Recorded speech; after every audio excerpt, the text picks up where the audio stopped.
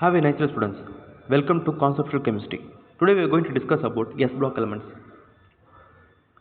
So group 1 and group 2 elements together we can set to be S block element. The introduction, electronic configuration, anomalous property of the first group element, diagonal relationship and the trends. This was the topic which is deleted, so we no need to discuss it. So this slide, what I am trying to explain. If we take the group 1 element, the last electron, it will be entered in the s orbital. For example, we are taking the first group element. Who and all there in the first group element? Lithium is there, sodium is there, potassium is there, rubidium is there, cesium and francium. Lithium, sodium, potassium, rubidium, cesium and francium. All these elements, if we write the electronic configuration, the outermost electron, it will be entered in the s orbital. Let me check it. Let me see the lithium. Lithium atomic number 3. 1s2, 2s1. When I write the electronic configuration for the sodium, sodium atomic number 11. It will be 1s2, 2s2, 2p6, 3s1.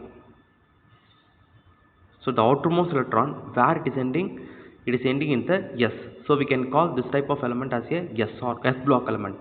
So the outermost electron, if it is enter in the s orbital, we can call that as a S block. If it is the p, we can set to be p block element.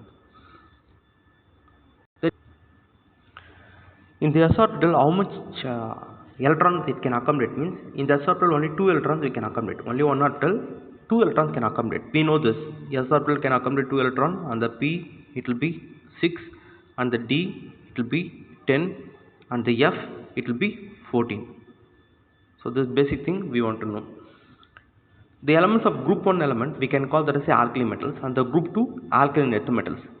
When you write the electronic configuration of the group 2 element, the outermost electron, the 2 electrons it will be entered in the s orbital. We will check it out. So now we are taking the beryllium electronic atomic number it will be 4. When I am writing the electronic configuration, we can write like this: 1s2, 2s2. Magnesium atomic number 12. When I try to write the electronic configuration, it will become 1s2, 2s2, 2p6, 3s2. So in the outermost orbital, how much electron it is there? 2 electron. So how many electrons in the outermost shell? Based on that, we can find the groups. So if only 1 electron, it will be said to be first group. If it is 2 electron, it will be second group. So in this slide, what the concept we want to understand means, the first group element, the outermost electron 1. The second group element, the outermost electron, it will be 2. Then here, electronic configuration of group 1, it will be represented by the noble gas configuration. For example, when you write in the electronic configuration for the sodium, or we can take the lithium. Lithium will be the good example. For example, if we take the lithium,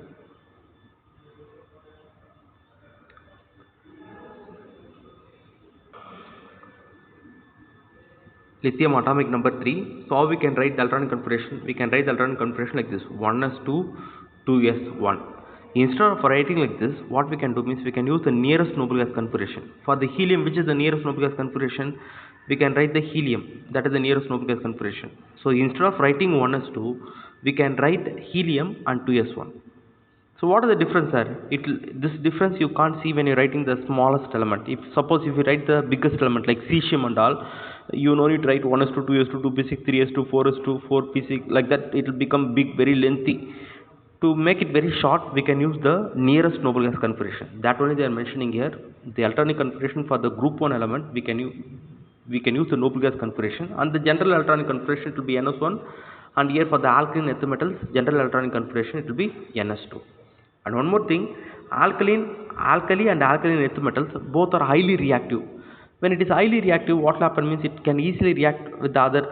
For example, when it reacts with oxygen, it will form oxide. When it reacts with sulfur, it will form sulfate. Nitrogen, it will form nitrites. So it is not present in the free state. All the alkali and alkaline earth metals, it will not present in the free state. It will be present in the combined form. Anomalous behavior of the first element of the group. So So if we take the two-point group 2, the two elements which is in front, that will be the lithium and beryllium. These two elements, it will be differ from the rest of the other elements. The two element, it will be differ from the rest of the other element. Why the lithium and beryllium it will be differ from the rest of the other element? The reason, there are four reasons there. First reason, the small atomic and ionic radii. When you take the lithium and beryllium, it will have a small atomic and ionic radii. That is the first reason. Second reason, it will have a high electronegativity and ionization enthalpy. As the size is very small, it will attract the electrons. So you want to supply more energy to remove it. So it will have a high ionization enthalpy compared to the rest of the elements. Then high polarizing power of its cation. This you can remember by remembering the Fajan's rule. A small cation, it will have a more polarizing power. So both these elements, it will have a small in size. So high polarizing power of the cation. Then the final one, both the lithium and beryllium, it doesn't have the d orbital. So the absence of d electron in its valence shell. So this is the unique or anomalous behavior of the first element in the two group. That is first group and the second group. Let me see the diagonal relationship. What is the diagonal relationship? When we note down the second and third period, we come to know when you put the square, when you try to link the nearby periods like the square, we come to notice that the lithium, it shows the property similar to the magnesium, and beryllium, it shows property similar to aluminum, and carbon, it shows property similar to silicon. For example, if you see means lithium, when it reacts with the water, it produces lithium hydroxide. The same thing, the magnesium also produces magnesium hydroxide. And the beryllium, when it reacts with the oxygen, it produces beryllium oxide. And here also the aluminum, it produces aluminum oxide. And the carbon, it reacts with the hydrogen to produce the hydrates. Here also the silicon, it will react with the hydrogen and produce hydrates. So why it is diagonal means, as if you see in the square form, the edges, the ends, it will be the similarity it will show. So we can call this as a diagonal relationship. So in MCQ they may be asked the lithium, it show the diagonal relationship with sodium. They will give the four options: sodium, magnesium, aluminum, silicon, like that. At the time we can answer very clearly. Lithium, it show the diagonal relationship with magnesium.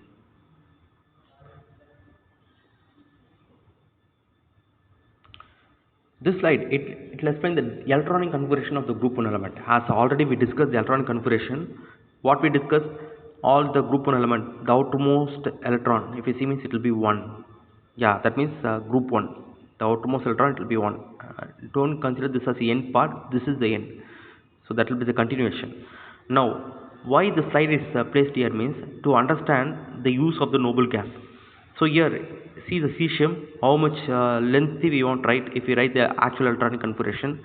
Instead of that, the francium, we can, using the noble gas radon, nearest noble gas radon, we can write the electronic configuration simply, Rn 7s1. So instead of writing this much big, if you use the noble gas, we can write the electronic configuration shortly. That only we discussed in the previous slides. Then here, what they are trying to say in this statement, all the group 1 element, if you see means the electron, it will be loosely bound. Why sir it will be loosely bound? So here one concept you want to know. Like humans, all the elements, it try to attain the stable state. So why it want to attain the stable state? Because if it attain the stable state, it no need to combine with others. Like otherwise it want to react with the oxygen, or it react with the water, or it want to react with some other elements. So it don't try to react. It want to be stable, like unreactive. For example, if I ask you, students, which day you like more, then suddenly everyone will say, sir, Friday, sir, because Friday is holiday, so you no need to work, so that will be rest.